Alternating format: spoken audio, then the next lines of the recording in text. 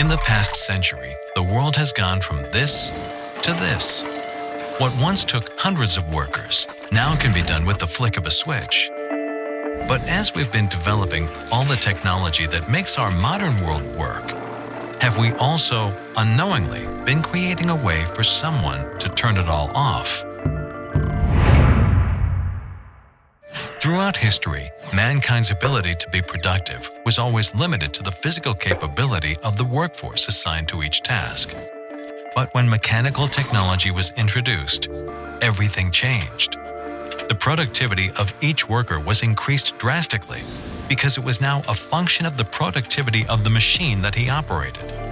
And when we developed a machine that could compute data and run other machines, each worker's productivity increased even more. Computers proliferated, productivity skyrocketed, and then we took another historical leap. We connected all the computers. Workers were now capable of running whole sectors of society with just the click of a mouse. But while we were developing all this new mechanical and digital technology to increase our productivity, we were also unknowingly developing something else, a weakness. Workers aren't the only ones who have the ability to control these high-tech infrastructures. With the right know-how, other people who aren't interested in increasing productivity can also take control, both over operations and even over the production of components. Our new technological world had come with a new inherent danger, something called the cyber threat. Entire sectors of society could now be shut down using the same advanced networks that were created to control them. And that's not all. There is an even greater danger posed by the cyber threat.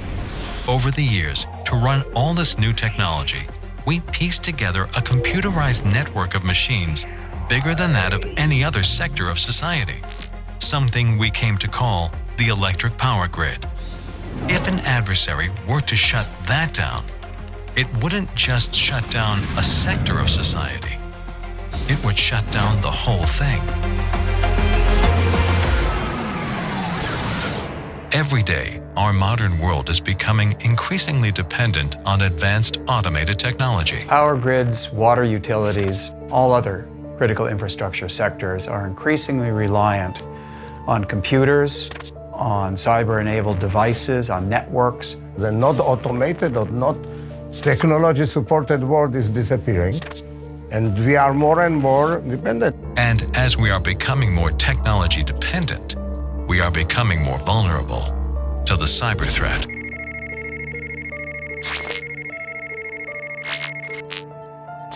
The magnitude of the threat is very well known. Cyber is here. Those that close their eyes and say, oh, we don't know about it, this is the new normal.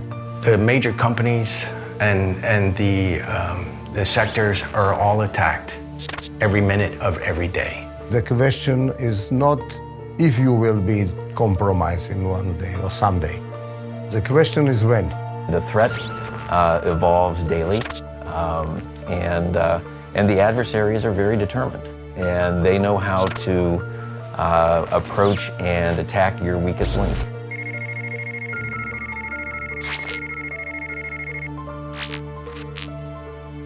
But even if one protects one's systems against attack, it still doesn't ensure their security. Some sectors are much better protected than others, but the key is, where do they have a trust relationship? Who are they connected to?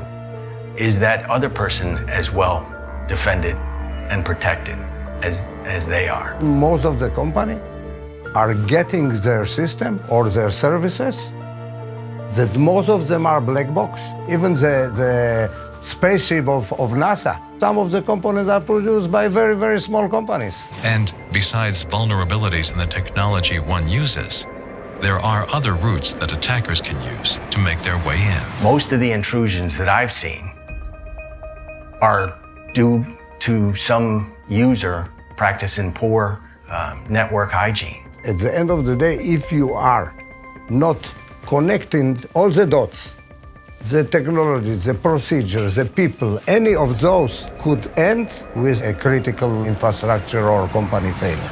Besides identifying all of the vulnerable routes that attackers have used in the past, in cybersecurity, one also has to identify the vulnerable routes that attackers haven't used, since the cyber threat is constantly evolving. 10 years ago, we would not even have had a conversation around this topic. And, 5 years from now, the conversation will be completely different. Traditional organization changes policy maybe once in 5 years. In cyber, we sometimes change policy daily.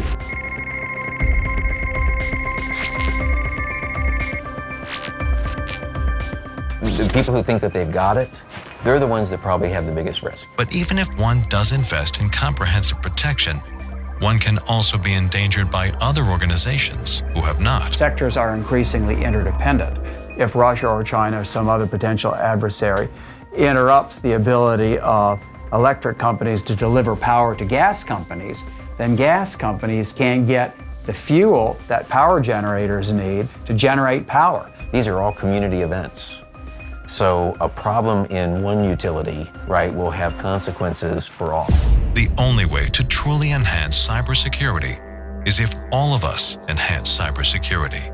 And the only way to do that is to cooperate. If you open a small window into the darknet, into the bad guys, their cooperation is amazing.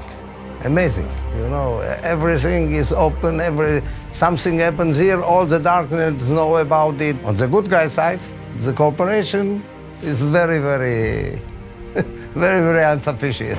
The ISAC is exactly what its name says. It is an information gathering and analytical tool. The data flows into the ISAC are absolutely critical because we're only going to be as good as the data we have to work on. There are specialized measures that industry can take in coordination with government to raise the cyber gates, to make it more difficult for adversaries to penetrate networks, to share information more intensively based on specific intelligence, specific warning. The sharing of data and what people are seeing is absolutely critical for success in this area.